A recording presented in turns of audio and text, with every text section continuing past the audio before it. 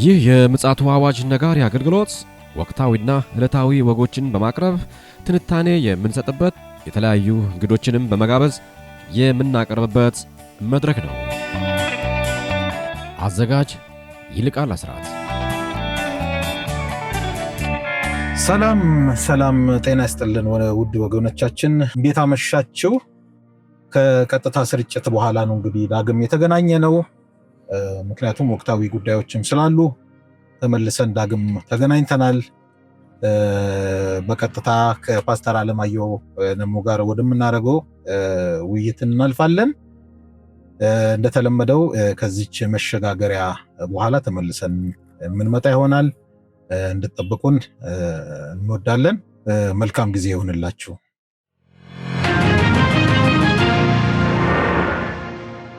ተመልሰን መተናል። አድማጮች፣ መስመር ላይ ፓስተር አለማየሁን አግኝቼዋለሁ። ከሱ ጋር እንግዲህ ወቅታዊ ጉዳዮችን እንወያያለን። ሰላም ላንተ ይሁን ፓስተር። እንደምን አለ ወንድም ይልቃል? እግዚአብሔር ይመስገን። እንግዲህ ቀን ላይ አንድ መረጃ አቀብለናል። እንዲሁም ደግሞ አንተና ኤርሚ በቀጥታ ስርጭት ደግሞ ተገናኝታችኋል። በጣም ግሩም የሆነ ጊዜ ነበረ። እስኪ ደግሞ እጅ ላይ ካለው ደግሞ አሁናዊ ክስተቶች ስላሉ ከዛን ጀምርና ለአድማጮች አቀበላቸው።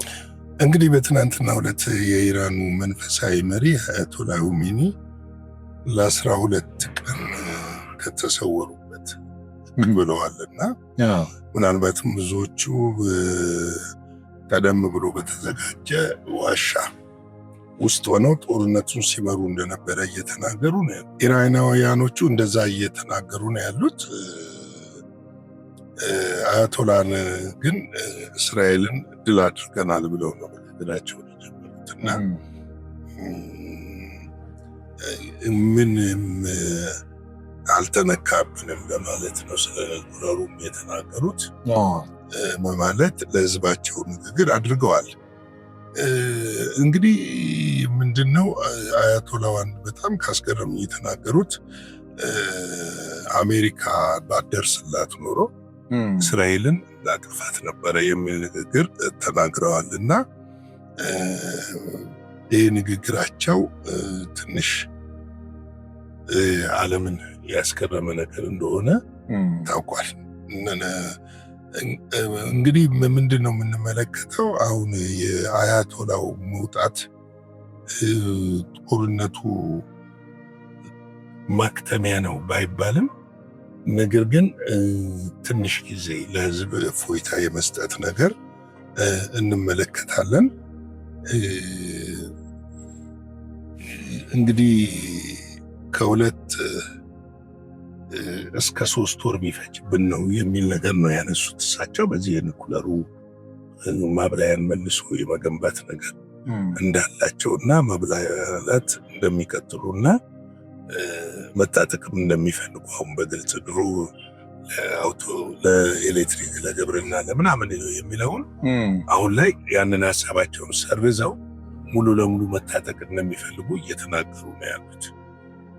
እንግዲህ ይሄ ነገር ደግሞ ምንድነው አውሮፓውያኖችን እጅግ በጣም አስጨንቋቸዋል። በተለይም የዩራኒየሙ የት እንደገባ ለመታወቅና መጥፋት ምናልባትም ድንገት አሁን እየተጠረጠሩ ያሉ 2 ነገሮች አሉ።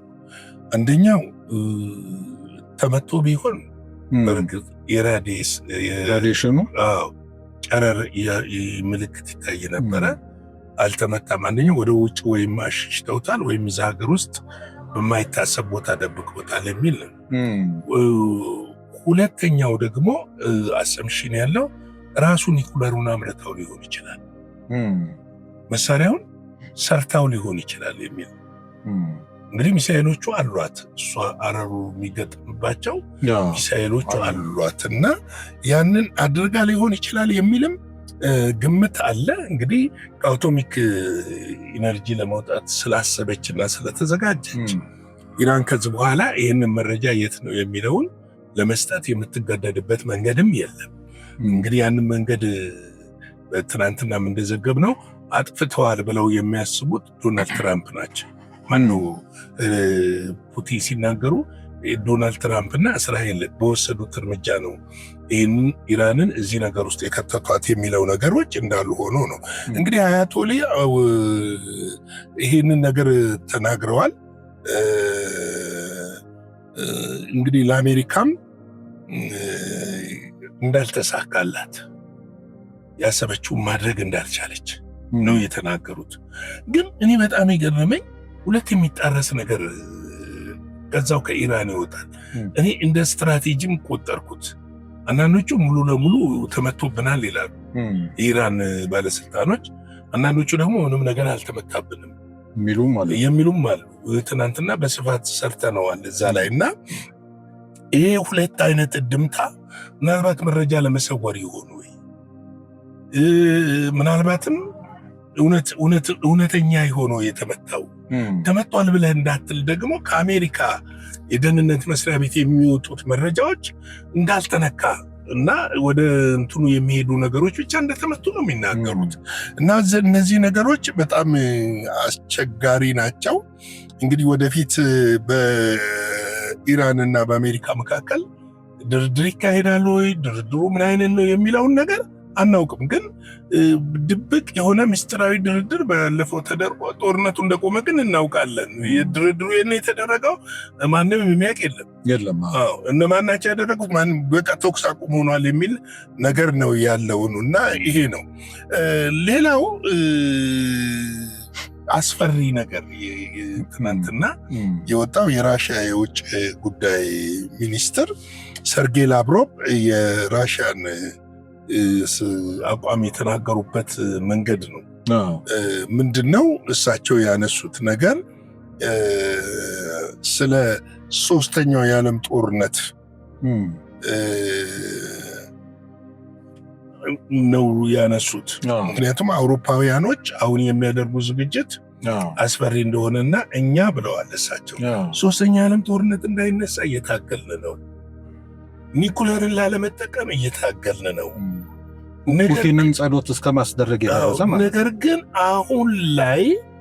አሁን ላይ ሶስተኛ የዓለም ጦርነት መነሻ ጫፍ ላይ እንዳለን ይሰማናል። መነሻ ጫፍ ላይ ነው ያለነው። ወደዛ እንዳትገፉን እንፈራለን። እንዳትገፉን፣ ግፊት እንዳታረጉ እንፈራለን። ስለዚህ ለዓለም ስጋት አለን። እኛ መነሻ መሆን አንፈልግም። በየጊዜው ግን የአውሮፓ ሀገሮች የሚናገሯቸውና የሚያደርጓቸው ነገሮች ዓለምን ወደዛ እየገፋ እየመጣ ነው። ራሽያ ህልውናዋን ሊያሰጋ የሚችል ነገር ካለ መጠቀም የአይቀሬ እንደሆነ እወቁት። በተለይም ደግሞ ብለዋል ዩክሬንን እያስታጠቃችሁ የራሽያን ህልውና የሚፈታተን ነገር ውስጥ ከገባን ጀስት ልንጠቀም እንችላለን። ይሁን እንጂ ሌሎች ወደዚህ እንዳይገቡ እንመክራለን። እኛንም የምትገፋፉትን ነገር እንድታቆሙ እንሻለን የሚለውን ነገር አጽንዖት ሰጥተው ተናግረዋል። ሌላው ያነሱት ነገር ስለ ኢራን ነው ያነሱት። ኢራን አሁን በግልጽ ኒኩለር የመታጠቅ መብቷን ሰጣችኋታል ነው ያሉት። በግልጽ ሰጣችኋታል። በግልጽ የሰጣችኋት እናንተ ናችሁ። አሁን ከማንኛውም ሀገር የትኛውም ስፍራ ኒኩለርን ልትቀበል ትችላለች የሚል የሚያውቁት መግለጫ ሰጥተዋል። ሌላው ቻይናም በራሷ እና ከራሽያ ጋር ባላቸው ግንኙነቶች ከተናገሩ በኋላ ራሽያና ቻይና ከዚህ በኋላ ከኢራን ጎን እንቆማለን ብለዋል። እንግዲህ አንዳንድ ሚዲያዎችስ የሚያወሩት ይሄ አሜሪካ መደራደሪያ ከኢራን ለኢራን እንዳቀረበች ልታቀርብ ትችላለች፣ ለሰላማዊ እንትን ኒኩሌሩን መጠቀም ትችላለሽ ከእንትኑ ውጪ የሚል እንትንም አለ። እሱ መቼ መሰለ አሁን አሜሪካኖች ብዙ ጊዜ እንዲህ አይነት በፊትም በትራምፕም ዘመን እንደዚህ ጀምሮ ነበር። ላስረዳ። አሜሪካኖች እንዲህ አይነት የመደራደሪያ ነጥብ ሲያቀርቡልህ ሁልጊዜ ራሳቸው ሊቆጣጠሩ በሚችሉበት ፋሲሊቴት።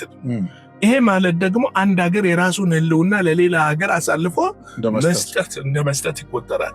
ለዚህ ነው እኮ አሜሪካኖች አሁንም እኮ እኛ እንግባ፣ ኒኩለር ጣቢያውን እንቆጣጠረው፣ የምትፈልጊውን እርዳታ በጀት መድብልሽ ማለታቸው ሁሌም እኮ የሚያነሱት ሀሳብ ነው። ግን አንተም እንደ ሀገር መሪ ብትሆንና ሀገር ኢትዮጵያ ይሄንን ነገር ብታደርግ አሳልፈህ አትሰጥም። ልክ ነው። አሳልፈህ የምትሰጥበት ምንም ምክንያት የለም። እውነት ነው። የህልውና ጉዳይ ነው። መብት አለህ። ሉዓላዊ ሀገር ነህ። ስለዚህ ሁሉን እኛ እንቆጣጠር የሚለው ነገር እኔ ብዙ ጊዜ አይመቸኝም። ይቅርታ አድርግ። የሁሉ ነገር ባለቤት እኛ ነን የሚለው ነገር ብዙ ጊዜ አይመቸኝም። ይሄ ማለት ምን ማለት? እኔ መጥቼ በአንተ ቤት በቀጥታ እንደማለት ነው። በአንተ ቤት መጥቼ እንደማዘዝ ማለት ነው።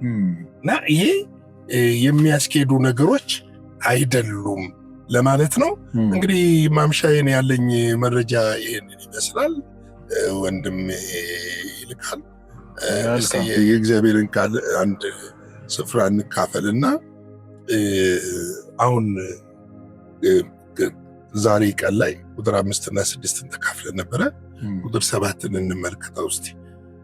አሁን ያለው ሰማያትና ምድር ግን እግዚአብሔርን የማይመለከቱ የማያመልኩት ሰዎች እስከሚጠፉበት እስከ ፍርድ ቀን ድረስ ተጠብቀው በዚህ ቃል ለእሳት ቀርተዋል ይላል። አሁን እግዚአብሔርን የማያመልኩ ወይም ከእግዚአብሔር ፊታቸውን ይመለሱ ወይም ደግሞ እስከ ፍርድ ቀን የተወሰኑላቸው ጻድቁም ይዝደቅ ኃጥእም ኃጢአቱን ያደርግ ተብሎ በፍርድ ቀን ግን የተዘጋጀላቸው ስፍራ አለ ይልና ያ የተዘጋጀው ስፍራ ግን እሳት ነው ይላል። ሽልማት አይደለም። እግዚአብሔር ኃጢአትን ወደፊትም አይሸልምም፣ አሁንም አይሸልምም። እኔ እስፔሻሊ ለቤተ ክርስቲያን መሪዎች ነው ማለት በክርስቶስ ስም ለሚነግዱ ለአመፀኞች፣ ለኃጢአተኞች ቤተ ክርስቲያንን ለክርስቶስ ከማዘጋጀት ይልቅ ለአውሬው እያዘጋጁ ላሉ መልእክት ይሄ ነው። የሚጠብቃቸው እሳት ነው፣ ሽልማት አይደለም የሚጠብቃቸው። ይሄ እስኪጠፋ ድረስ ተዘጋጅቷል ይላል። የተዘጋጀ ነገር ነው የሚለው።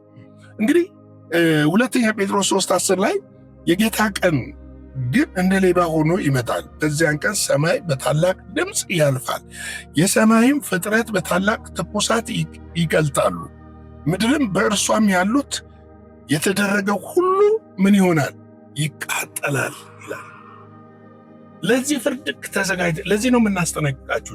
ንቁ የምንለው ለዚህ ነው። እንመለስ የምንለው ለዚህ ነው።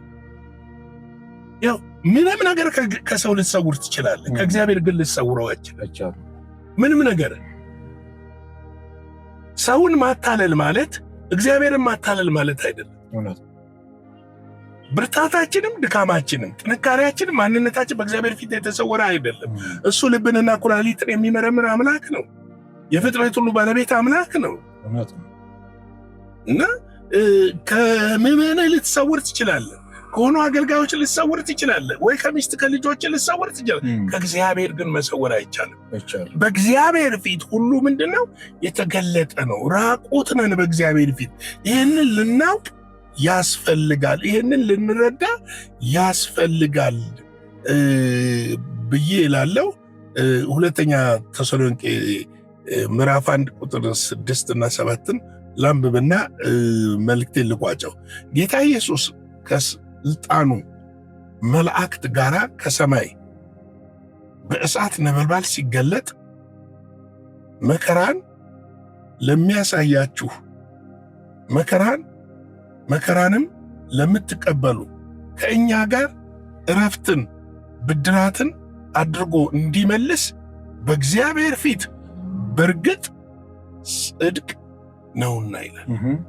ምን ለምን አሁን ዋጋ ለሚከፍሉ አሁን ለጨከኑ አሁን ከእግዚአብሔር ጋር እውነትን ብለው ለሚጮሁ ለተጣበቁ ለሚተፋባቸው አልገባቸውም ለሚባሉ ለሚናቁ ምክንያቱም የዓለም መለኪያ ምድራዊ ነገር ነው። የእግዚአብሔር መለኪያ ግን ውስጣዊ ነገር ነው። አሜን። መንፈሳዊ ነገር ነው የእግዚአብሔር መለኪያ። ዓለም ባለን ቁስ ልትለካን ትችላለች። እንደተባረክንም ልናስመስል እንችላለን። በረከት ማለት ቁስ ማለት አይደለም። በረከት ማለት የእግዚአብሔር አብሮነት ማለት ነው።